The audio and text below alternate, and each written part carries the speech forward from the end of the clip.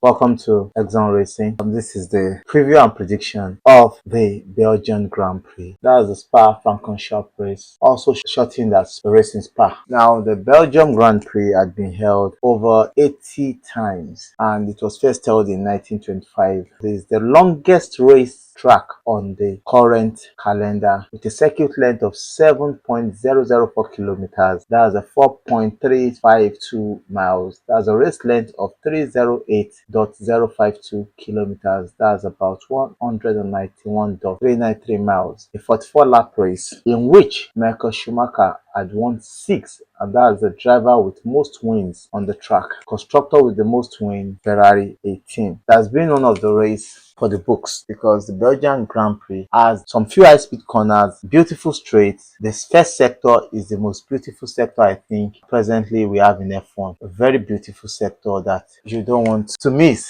We have the section of the Enrouge through the Ride-Along down the Kimmel Straight. That first sector has a plenty of opportunity for overtaking. The middle sector is a full fast flowing corner before the final part that relies on a strong straight line speed going into the final chicane at the bus stop, where drivers can throw away brilliant lap and some drivers can give a late overtaking around there. And going into Belgium, let me give you a quick rundown of the British Grand Prix. That's the last Grand Prix we had 3 weeks ago before this Belgian Grand Prix. Now, for the British Grand Prix, we had a beautiful win for Lando Norris. Started on pole, finished on pole. His teammate Oscar Piastri was second. We had Nico Hulkenberg grabbing his first podium of the season and his first podium of his Formula One career in Britain. What a wonderful race he had. Lewis Hamilton coming fourth in the race. Max Verstappen coming a little behind because he tried to jump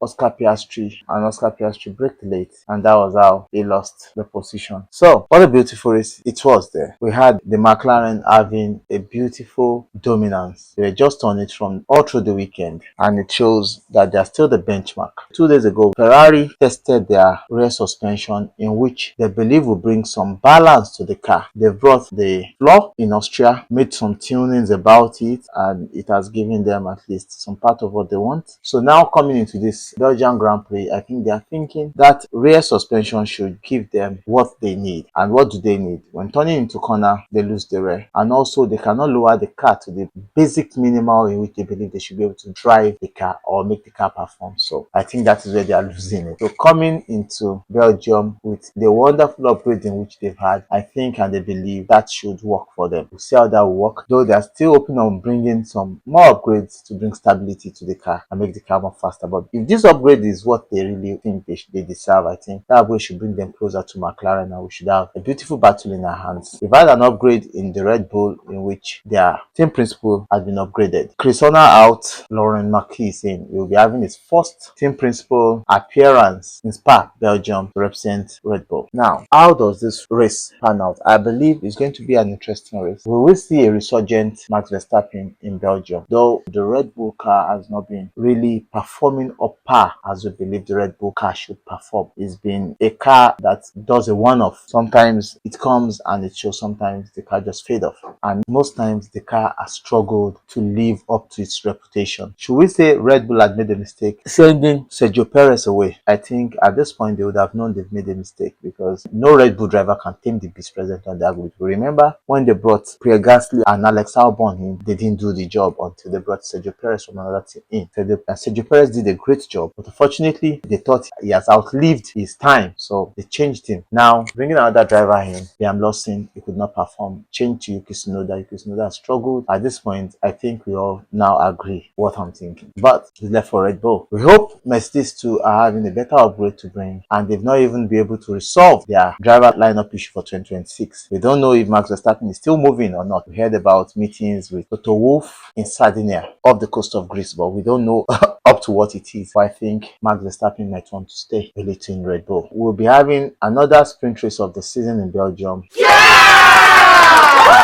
Friday, just one opportunity to set up the car in the FP1. Then we go straight to the sprint qualifying. On Saturday, we go straight into the sprint race, and in the evening, we go straight into the main race qualifying. And on Sunday, right on into the race, Spa-Francorchamps. Now, the joyous thing about Spa is this: with the opportunity of just one practice to set up, I think it will be a big ask for Ferrari also, because they need to set that car up. Except the exercises they've done, as in the test they've done in the past week, they can really quickly set the car up in the right position they need to set it up for. But if they can't do that, they have a long weekend to go, though they're having another race to make up for that. That will not be a sprint race, so they may not be able to afford to lose points in Belgium, so they can give it some due diligence. I hope it will be a big race for them to factor in, I mean, for the Ferrari and also for the Red Bull, because Red Bull needs to do a lot of job to set their car up and bring themselves into the space. Weather will play a vital role, because from the weather forecast you can see that there will be rain at some point every day during the race, but it's not stipulated that so time there will be rain. But unfortunately, if there's rain during the race, it's going to set us up for a beautiful race, because with rain in Spa,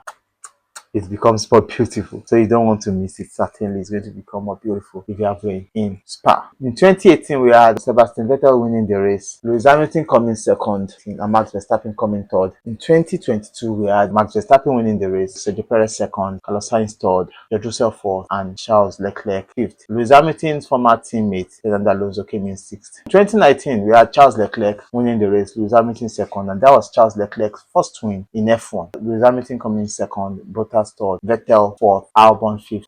Max Verstappen lost out in the first part of the race when he had a little collision and he was sent out of the race in the first part of the race. In 2020, we had Lewis Hamilton winning the race, Bottas second, Verstappen third, Ricciardo fourth, and Ocon fifth. What a great race for the Renault that day. It was a better race for them that season. Alex Albon coming sixth. 2023, we had Max Verstappen winning the race, Perez second, Charles Leclerc third, Hamilton fourth, Alonso fifth, George Russell sixth. That was 2023 race. 2024 race, George Russell won the race, but the position was given to Lewis Hamilton because there were irregularities on George Russell's car. He did a one-stop strategy, and that affected his race, and he was unable to gather enough weight to meet the minimum ratio of the car, so he lost out. It was disqualification for him. Lewis Hamilton inherited the win, Oscar Piastri second, Charles Leclerc third, and Max Verstappen fourth. Now, for the tires, there's a different tire setup for this year Belgium Grand Prix. Pirelli is trying to jump a tire to just bring something different. So C1 will be hard, C3 will be medium, and C4 will be soft. Now, why are they jumping? They are thinking if they use C1 as hard, the C1 might last longer but it becomes slower. Now, look at what happened between Lewis Hamilton and George Russell last year. George Russell had a one stop, others had two stops. Because they are driving the same car, they were unable to overtake themselves on the long straight. Lewis Hamilton will catch up, but in the slipstream, he was losing grip of the car. So they are thinking, okay, if you have a jump, then a lot of drivers will not be able to use the hard tire. They might have to concentrate on a two-stop strategy. They have to use two tires, even if they are using that tire. At the point, the hard tire will become slower. So they are thinking about that. So that's why they are jumping. So it will be a C1 hard, C3